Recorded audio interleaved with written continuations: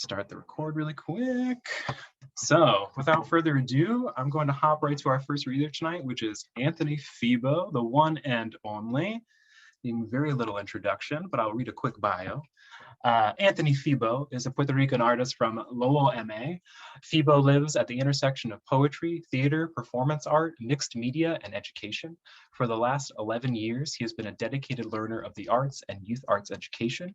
He has devoted his time to working in nonprofits in the greater Boston area, coaching youth slam teams, and touring the country individually, as well as a member of the cooking and poetry duo Adobo Fish Sauce. As an artist, Febo's work explores what it means to actively choose joy in the face of what is trying to break you.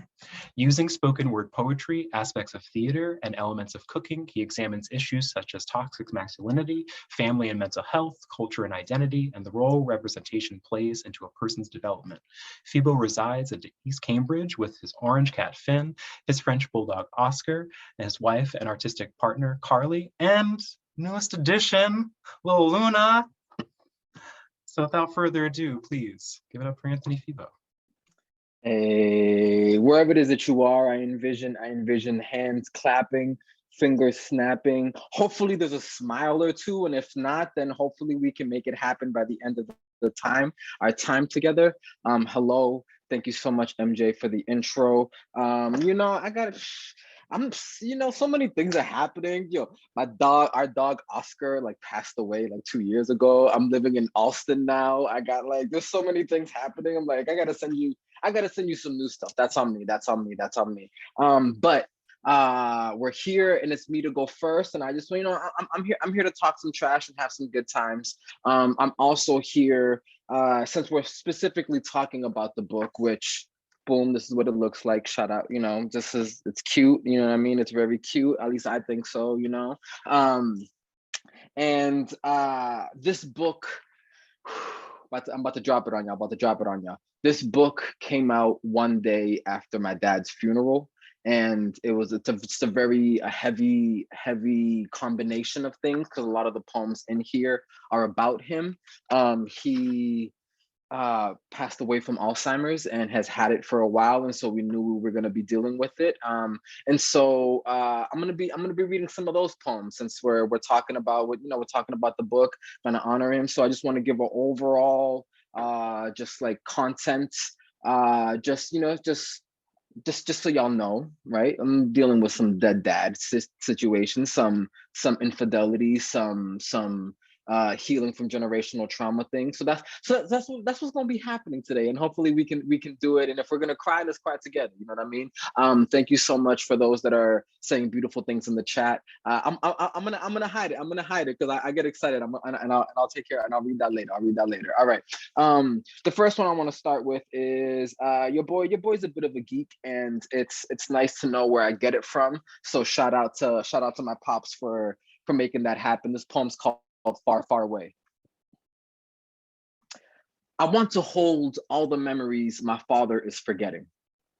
Want to paint a picture with words the way he did, and insert myself minuscule enough in the moment to bear witness to my father young and remembering. He used to tell us the story of the first time he saw Star Wars. Said he saw it opening night, May 25th, 1977. Then 2 more times over the weekend. Said he didn't have the money to see it again and again, so he and a friend snuck in to see a story set in the stars. My father's story is set in the memories he is forgetting, and in the mountains he grew up in. If you were to step into his childhood home, you'd see those memories scatter when the lights turned on. He used to say he saw the light speed lines scattering through his eye, across his eyes whenever he closed them. Said this movie of metal birds and stardust took him out of his world of hungry cows and dirt roads and placed him in a world of destiny, of second chances, of never knowing your father, but still being a good man. My father doesn't remember his father. His father died of Alzheimer's when my father was 9. My father has Alzheimer's himself and doesn't remember that he soon will be a grandfather. And I wonder if part of being a father is forgetting who you were before, or if who you were before reveals themselves after you have a fight with your child. I don't remember the first time I saw Star Wars, but I do remember when I put it on this past weekend when it was just my father and I. And he asked me 27 times if this was the last and newest one. No, pa. Esta es la primera. And each time he would respond with a smile, as if he had a story to tell. Word, word, word, word, word. Cool, cool, cool, cool, cool, cool. All right, all right, all right. I'm just gonna keep it going. I'm just gonna keep it going. For those that are following along at home, it's the next poem that we're doing is literally the next poem and on the next page. Yo, shout out to Josh and the whole Game Over Books squad for being like, how about this poem going here? And I'm like, why? And like, just trust me. And I've never trusted anybody more. Let's go, let's go. All right, cool. So this poem. My father is a country boy. I am a city kid. Growing up, he fell asleep to the coquí's lullaby, me to the crying of ambulances. He was raised with Spanish sprouting from his tongue, and I had English and Spanish mixing in my soiled mouth. And I couldn't tell which one was a language, couldn't tell which language was a flower or a weed. When he goes back home, he goes for a run to see the people he knows will still be in the places he grew up. When I come home, I sit in my favorite coffee shop and let the people I think might still be there say hi if they remember me. We are similar in loving where we come from, but when my father smiles, you are welcomed into family. And I'm still learning how to look people in the eye when I shake their hands. Cool, cool, cool, cool, cool, cool, cool, cool, cool. That's another one. That's another one. You know, I envision the love and I feel it. I envision the love and I feel it. Let's just, gotta give a big shout out to the all the mistakes that I've made in my life that have definitely slapped me in the face and have made me realize that I should probably take a look at where all that bullshittery is coming from. So shout out to like being, just like doing some unlearning some generational stuff, right? And there's a lot of men in my family, like a lot of like fucking men, and it's nice, but it's also like, all right, we get it, all right. And so shout out to all the Febos out there somewhere doing some shit. This is for all of us. Okay, here we go. Men in my family. My 12-year-old cousin is now a year older than I was when I lived in Puerto Rico. He is who I could have been if we never moved. He sleeps in what was my sister's room in the house my dad and his brothers built for us to grow old in. And the room that was mine is now a time capsule to all the memories built up until we left. Shit, and my old toy chest is there. And baby pictures that once laid claim to these walls are now home to lagartijos that have withered and died. And I think I understand the irony better now, or at least what happens when you try to hold on to memories and still end up forgetting. And last night, I reminisced with my cousins that would not have recognized me if they saw me on the street. And we all laughed at who we've become. And they tell me about the friends we had when I lived here. And they all have kids. And some of them are in jail. And some of them are dead. And I love how much has changed. And I love how much has stayed the same. And I think I understand paradoxes better now, or at least what happens when your childhood loves you back. And despite the short time I lived here, walking through the farm still feels like home. And despite the even shorter time I lived in this house, walking through the halls still feels like a battlefield. And I still hear the shattering glass. And I still see my mother's hungry knife. And I still see her hungrier teeth. And I smell my father's blood. And I feel my sister's body trembling. And I've never felt more like a big brother than that night. And I don't think I've been a good brother since. And I think about what my father has learned from his brothers. And I think about what I have learned from my father. And my fiance asked me about the men in my family, and I tell her, around these parts, Febo is synonymous with infidelity. And I think I understand legacy better now, or at least what happens when you let a ghost define you. And I hope this house isn't haunted. And I hope the men in my family don't just chalk this up to a curse. And I fear for my 12-year-old cousin and the lovers he might hold and the lovers he might break. And I fear the day he comes home with the heart in his hands and no one will ask him whose it is. And the men in my family will tell him to feed it to the pigs like they were taught by the men before them. Cool. We're having a good time. I got 2 more poems for y'all. I got 2 more poems, maybe 3. I don't know. Let's see what happens. But definitely this next one is 100% in the mix. Yeah, that's what we're gonna do. I know exactly what we're doing. I'm looking for it. So when it's very interesting to be taught how to be a certain way. And I think a lot about how not everything that we were taught was right, and not everything, and not the things that we were taught are not the only way to do them. And I think it took me falling on my face to realize that, and I apologize for all the folks that had to bear that weight as I was growing and learning. But it's definitely some shit to be told that especially from the person that I learned it from, you know what I mean? So I'm like, pops, what are you talking about? And so this poem was written at a very low point, and because that's what you do sometimes. Okay, cool, that's enough. This poem's called Hipocrita.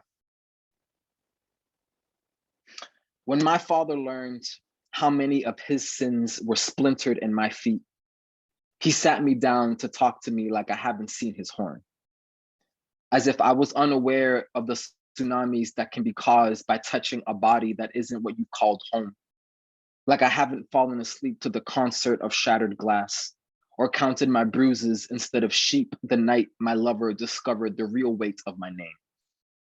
He whispered, she whispered, I trusted you to be better than your father. And I've never felt anything with that much reverb. I sat there on the broken futon in my parents' basement, listening to my dad pretend that I am not his mirror, as if my father does not lead every interaction with my younger male cousins with the question, yo, how many girlfriends do you have?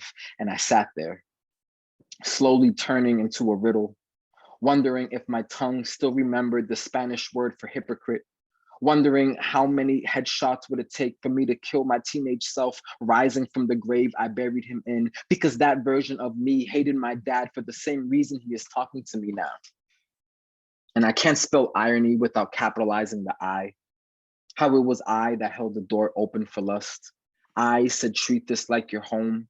I said, don't worry about tracking in the dirt. Thought I could sweep it under the rug, but I was unaware of how much my floors needed a deep cleaning. Now I'm in my parents' basement, being told I shouldn't treat women the way I do by the man that taught me how to do it. And I guess that is growth. And I guess to love my father is to practice forgiveness.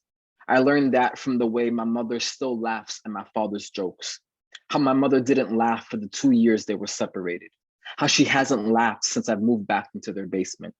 I guess I reminded her of the parts of my father she has forgiven. Okay, poem. Okay, all right. Okay, I do have 2 more. One of them is some like brand new shit. Is it okay if I do some new stuff? This will be the 3rd time that I read it out loud. I just like saying that because it sounds like, when it's real, I'm not lying to you, but I also like the way it sounds. I've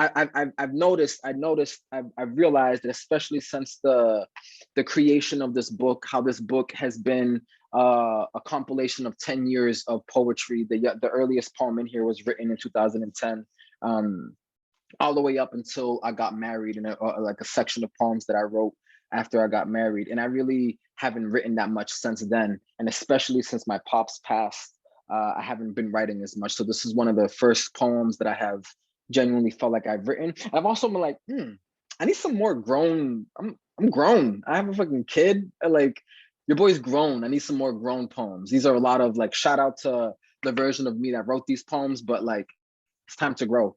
And so I'm looking forward to that. And so this is hopefully one of my grown man poems. All right, here we go.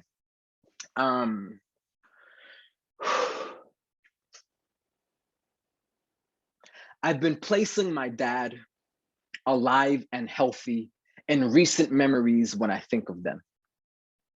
And there he is, holding the piñata with the broomstick at Luna's first birthday party.